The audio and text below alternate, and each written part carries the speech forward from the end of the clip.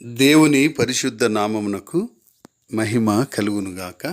కృపావాక్కు అను ఆధ్యాత్మిక కార్యక్రమమునకు మీకు స్వాగతం.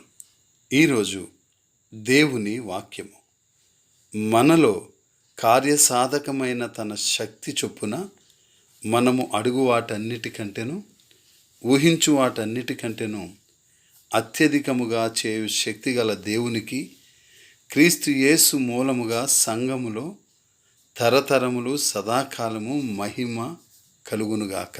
ఆమెన్. ఎఫెసీయులకు రాసిన పత్రిక 3వ అధ్యాయము 20-21 వచనములు. ప్రియమైన వారలారా, ఊహలు మన జీవితాలలో ఎంతో శక్తివంతమైన పాత్రలను పోషిస్తాయి. అపోస్తలుడైన పౌలు యేసులో తన సహచరులకు తన ప్రార్థనలో దాన్ని పేర్కొనడం సాధారణమేమి కాదు.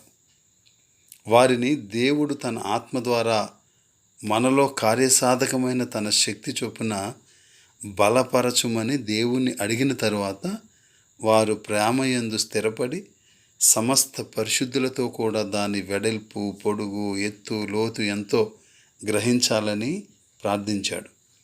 ముగింపులో పౌలు అంటాడు, మనం అడుగు వాటన్నిటికంటే ఊహించు వాటన్నిటికంటేను అత్యధికముగా చేయు శక్తిగల దేవునికి మహిమ చెల్లించాడు.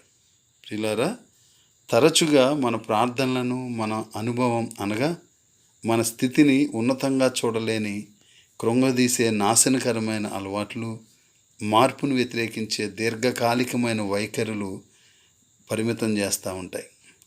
సమయం గడిచే కొద్దీ కొన్ని సంగతులు మారవు అనే భావన మనలో కలగడం ప్రారంభమవుతుంది. అది నిజం కాదని పౌలు చెప్తున్నాడు.